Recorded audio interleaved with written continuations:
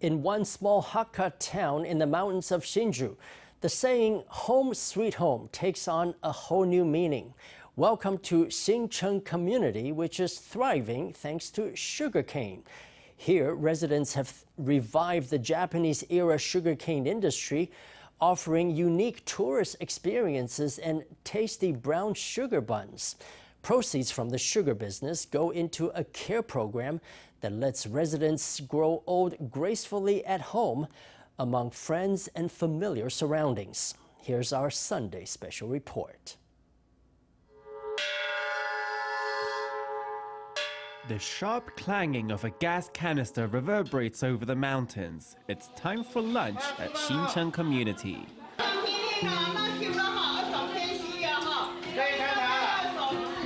Older adults from all over Baoshan Township in Hsinchu come to this small community for a delicious and nutritious meal. It's 5 dishes and a soup. There's also fruit and dessert. Older adults living alone might just end up eating instant noodles, steamed buns, and bread. They can at least get a good meal from us here. The Hsinchu County government offers a monthly subsidy of 36,000 NT to elderly care centers that provide 5 meals a week. Assuming a cost of 80 NT per meal, that's enough to cover 450 servings. This center provides for almost 100 people every day, meaning the 450 meal budget runs dry after just 1 week. The remaining meals are paid for by a local enterprise. The company contributes 20% of its revenue to this cause to provide for the elders. The more diners, the higher the cost. What business is financing this, and why? 来要剁的时候呢，大概是鸡骨头的力道，我们都开玩笑说打小孩的力道了哈，好那么长，对，它就有够长的。Visitors from afar learn how to harvest sugarcane the old-fashioned way. It's part of a tourist experience here at Xincheng Community. Sugarcane is what keeps the meal program afloat. This funding model had arose spontaneously in the community. Back in the Japanese colonial period, a sugar mill was established in Baoshan Township. Many local livelihoods relied on cultivating sugarcane and producing sugar. But that came to an end with the industry's decline in the 1980s. There was no other industry here. Everyone worked in growing sugarcane and producing sugar. Pressing sugarcane required a lot of manual labor. As Taiwan's industry developed, young people left for the factories. Nobody wanted to cultivate sugarcane anymore. Hsinchu Science Park lured young people away, leaving only older adults behind. A turning point came in 1998, when Li Fu Xiu-mei became the head of the local Community Development Association. The county government launched a project. They urged us to attend classes and told us that a community without an industry wouldn't survive. Baoshan was all about the sugar industry, so we started making sugar. Li Fu and several older adults got down to work to revive the sugar industry, which had been stagnant for 2 or 3 decades. They got the idea to use brown sugar to make tasty steamed buns. At first, the buns were just something for them to snack on, but high praise from a visitor made Li Fu decide to start selling them. A lady who lived on the other side of the mountain was passing by. I offered her some and she said the buns were really tasty. She said they were better than the buns sold in Hsinchu city. I said, really? And she said, really? You could sell these. Li Fu used the money from the mantou sales to treat local elders to meals at her house. That was how the care project started at Xincheng Community. We had been caring for our elders in the community even before the government launched its long-term care policies. Retirees would look after residents older than themselves. That was the model that my mother's generation promoted. After his mother stepped down as leader of the Development Association, Li Rongfeng took over the project with his wife Wang Lingfeng. Their goal was to expand the care network. But to do that, they needed more financial resources. The older residents themselves became a driving force for the community's revitalization, using a lifetime of experience in the sugar industry. Li gave the machinery an upgrade, switching from boiling sugarcane juice to steaming. It significantly sped up the process, boosting production. Dough is stuffed with brown sugar to make a bun bursting with flavor. The innovative recipe uses a large amount of sugar, making for a highly valuable product. My mother-in-law suggested wrapping sugar in the buns. Besides the know-how and the product, marketing is also key to the success of a business. That's where Wang came in. I took these brown sugar stuffed buns and created a more diversified business model for them. That so happens to be my field of expertise.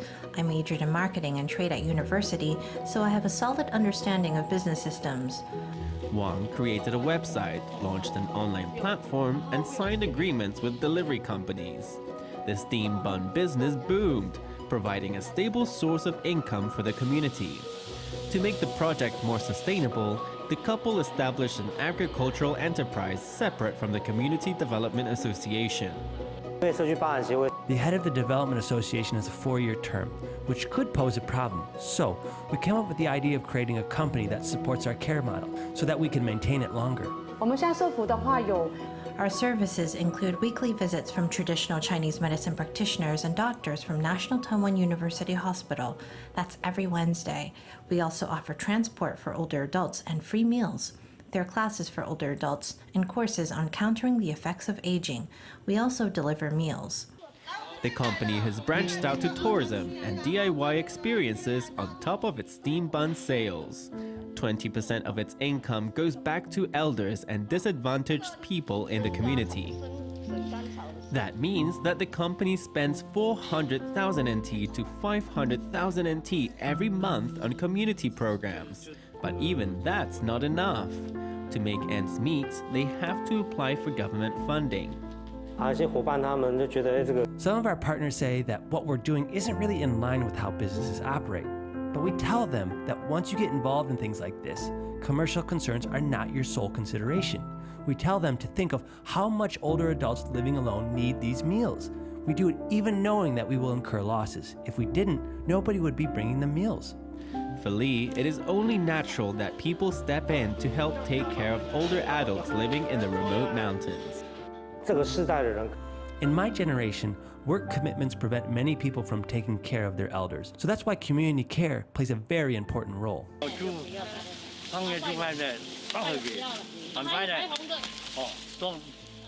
Sugarcane has given older adults a stage, allowing them to get involved in everything from farming to leading guided tours. It's like the work we used to do. Older people come to the community to have fun, to have something to do, something interesting.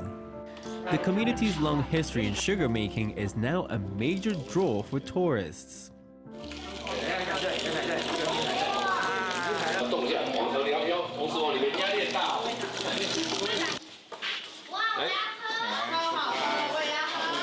The revival of the brown sugar industry attracts visitors to the village, which translates to sales, profits, and job opportunities. The boom has encouraged an influx of younger residents, such as Xinchu. There is a couple who decided to come back and open a restaurant in collaboration with the community. There's also an artist who promotes forestry education and woodworking. We're working together, holding summer and winter camps here.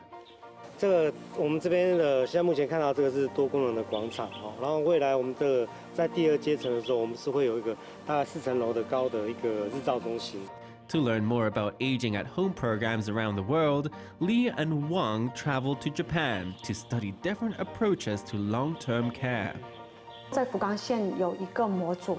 In Fukuoka Prefecture, there's a community with a very comprehensive setup encompassing living at home arrangements, daycares, nursing homes, restaurants, and preschools, all on one farm.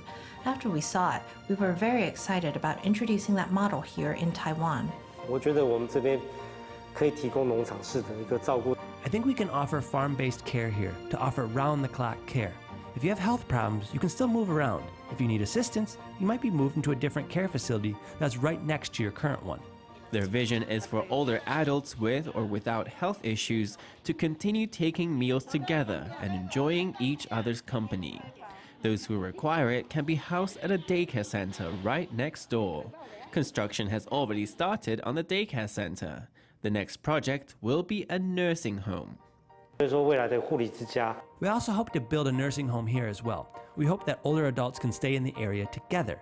After all, this is where they can see familiar faces, live in a familiar environment, and lead a familiar lifestyle. Thanks to the experience of local elders, this sleepy Hakka town has turned itself into an innovative community where strong personal bonds have created a refuge for locals in their golden years.